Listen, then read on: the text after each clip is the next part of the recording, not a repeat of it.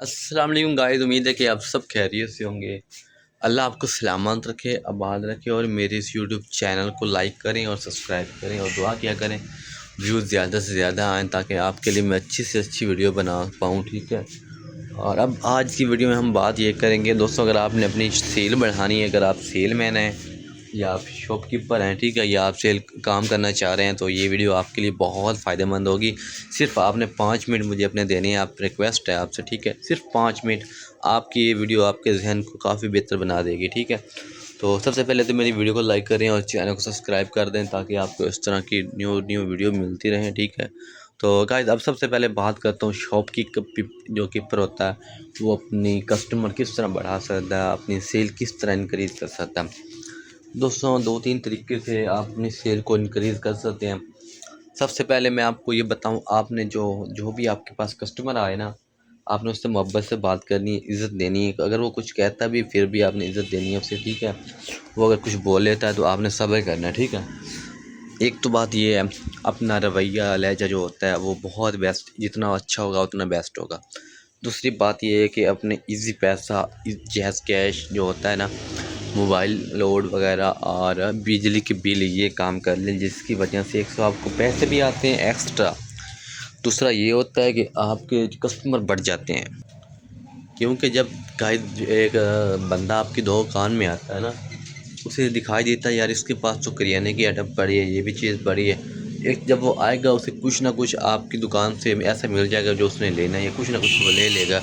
अगर नहीं भी लेता ना, वो दोबारा आए तो एक सौ जो कुछ ना कुछ वो ले लेगा आपसे। ठीक है। फ़ायदा ये होगा। दूसरी बात कि जो आपने जैज़ कैश वगैरह या इजी पैसे रखना है ना, आपको 1000 निकालने पर 20 रुपये बच जाते हैं। वो 5000 कोई दिहाड़ी में आप 40-50 हज़ार निकालता, खुद सोचें इतनी आपको करियाने में मार्जिन नहीं मिलना जितना आपको जायज़ कैश इजी पैसे में मिल जाता है। इतनी प्रॉफिट होती है अल्हम्दुलिल्लाह। मेरी कामयाबी का राज भी यही है, मैंने जायज़ कैश और इजी पैसे का काम, मेरी पहले मोबाइलों की शॉप हुआ करती थी।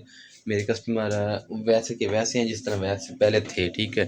अब मेरे ना साथ में मोबाइलों का जितना भी काम है, मिसाल दे रहा हूँ, जायज़ कैश इजी पैसा, ये छोटा मोटा हैंड फ्री वगैरह, चार्जर वगैरह, ये मेरे पास होते हैं। मेरी जो एक्स्ट्रा इनकम होती है, अखराजात वगैरह सारे इसी से निकल जाते हैं, इन्हीं चीज़ों से। और प्रॉफिट भी काफ़ी होती है। आप मानते नहीं, मैं तकरीबन 2-3 हज़ार अकेला जैज़ कैश में कमा लेता हूँ। तो आपसे रिक्वेस्ट ये है कि आप अगर आपकी हड्डी निकालती है, अगर आप रख सकते हैं जैज़ कैश इजी पैसा, उसमें ये होता है ना, आपके पास 40-50 हज़ार एक्स्ट्रा होना चाहिए दुकान सामान के अलावा। ठीक है। क्यों, जब कोई निकालने आए तो बंदा आपकी दुकान से वापस नहीं हटना चाहिए। ठीक है। तो ये होता है फ़र्क भी। तो कुछ आइटम भी आप साथ साथ देखते रहें। ठीक है। ये देखें ताकि आपको आइटमों का भी पता चलता रहे कि मार्केट में हमारे पास वो आइटम होती है जो बहुत ज़्यादा चलती है, जिसमें प्रॉफिट भी सही है, क्वालिटी भी ठीक होनी चाहिए। ठीक है। दूसरी बात ये आपको मैंने बता दी कि आपने जायज़ कैश इजी पैसा वगैरह रखना है। ठीक है। और जो आपके कस्टमर हैं उसके साथ अपने अपना जो रवैया है बात करने का वो बहुत अच्छा रखना है। ठीक है। और तीसरी बात ये है कि दुकान में जो कि आपके पास सामान होता है ना, उसके रेट आपने ठीक देने हैं। दो चीज़ें ऐसी हैं जिसमें आपने बिल्कुल कमाना नहीं है। मैं आपसे गारंटी से कह सकता हूँ कि आपकी जो सेल है ना, दिन ब दिन बढ़ जाएगी बहुत ज़्यादा। और ये दो जो चीज़ें हैं ना, ये आपकी दुकान को 4 चाँद लगा देंगी। ठीक है। अब वो बात करता हूँ 4 चाँद कैसे लगाएँगी। ठीक है, ये बात है और आप मानेंगे इंशाल्लाह।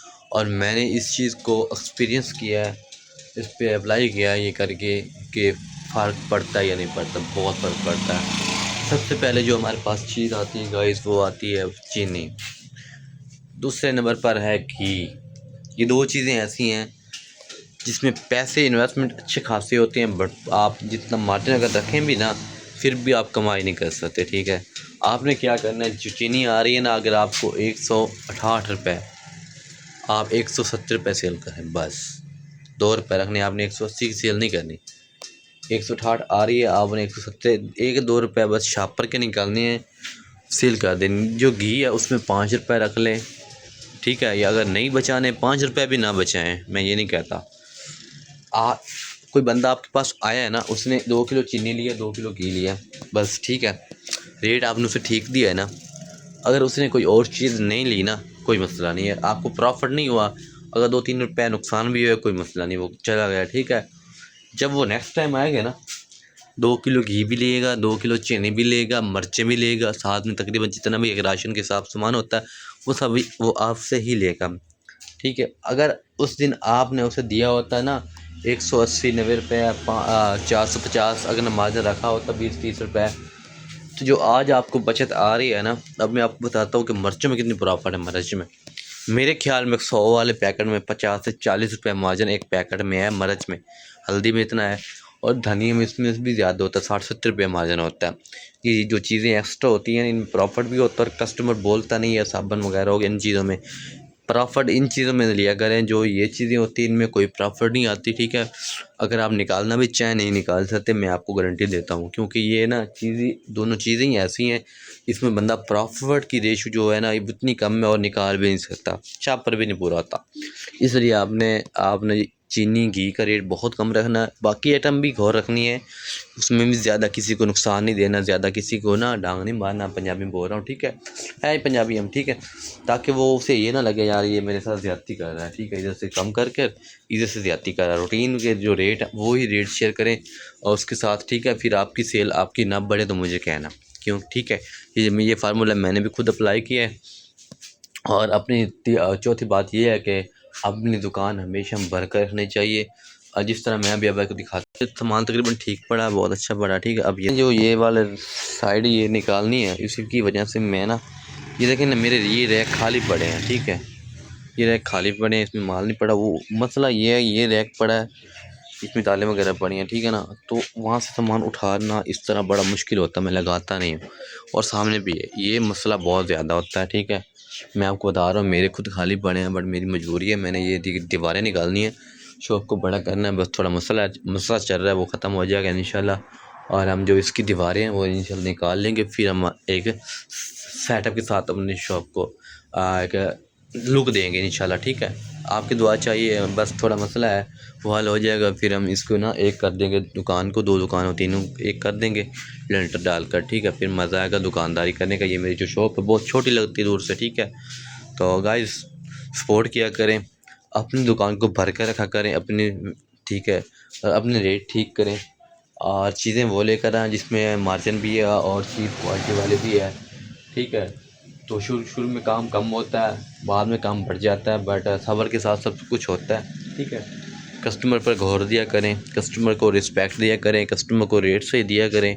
तो अगर आपकी सेल ना बढ़े तो फिर मुझे कहना, ठीक है।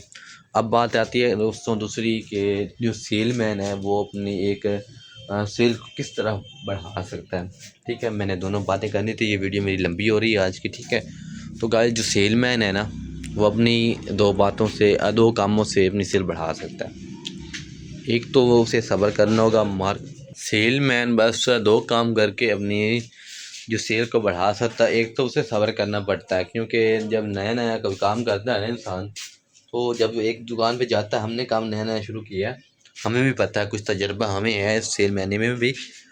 क्योंकि न्यू दुकानदार जो न्यू बंदा होता है ना, दुकानदार से जब जाता है ना, वो यार माल नहीं लेता, वो कहता है पता नहीं कौन है, कहाँ से है, क्या रेट देगा, क्या रे पास 2 नंबर चीज़ें 1 नंबर चीज़, वो कहता नहीं चाहिए मुझे।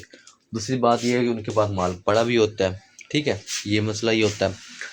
चलो आप दोबारा जाएंगे फिर नहीं लेगा, अगर 2-3 बार आप जाएंगे ना उसके पास, कसम से वो एक ना एक दिन माल आपसे लेगा। और अगर रेगुलर जाते रहेंगे वो रेगुलर आपका कस्टमर बन जाएगा। आपने उससे डील अच्छे से करना है, माल अच्छा देना, सप्लाई शुरू में मार्जिन नहीं होता हमें, आप माने ना 1 मंथ हो गया हमने कुछ खास कमाया नहीं है ज़्यादा, उसकी वजह से अब मैंने क्या डाला उसमें, मैंने कुछ चीज़ें इंक्लूड की हैं उसमें। ये चना मुरंडा हो गया, ये चना टिक्की हो गई, ये बेकरी की आइटम कुछ किए हैं, कुछ ये डबल रोटी वगैरह की है, पापे रस वगैरह किए हैं, ठीक है। इन कुछ ऐसी चीज़ें हैं जिसकी डिमांड काफ़ी होती है और मार्जिन भी काफ़ी होता है। कस्टमर के जो मार्केट में रेट होते हैं ना, उनके मार्केट में रेट भी ऐसे होते हैं। मसला हमें 85 रुपये की मिलती है डबल रोटी और 100 रुपये की हम सेल करते हैं ना, कोई हमें ये नहीं कहेगा हमें 95 रुपये में दे दें यार, वो चुप करके ले लेगा। उसके बाद हमने ये सोया मक्खी आजकल डाली हुई है, ये मैं तकरीबन 60 रुपये की कॉस्ट की है और हम 100 रुपये की सेल कर रहे हैं, 40 रुपये बच रहे हैं। तो अपनी हिसाब से, एरिया के हिसाब से आपने आइटम सेट करनी है, जो आपकी जिस एरिया में ज़्यादा है आपकी वो आइटम चलती है, आपने वो ले जानी है, ठीक है। और आस्ता आस्ता पहले आपको तकरीबन 1 मंथ ना मेरे ख्याल में समझ नहीं आएगा, सब्र करना अगर आपने न्यू कारोबार शुरू किया। तो आस्ता आस्ता आपकी डिमांड बन जाएगी, मार्केट में जगह बन जाएगी, आप कामयाब इंशाल्लाह आप होंगे। अल्लाह आप सबको कामयाब करे और मुझे भी करे। ठीक है, तो आज की वीडियो एंड है, तो बाय बाय, थैंक यू, अल्लाह हाफिज़।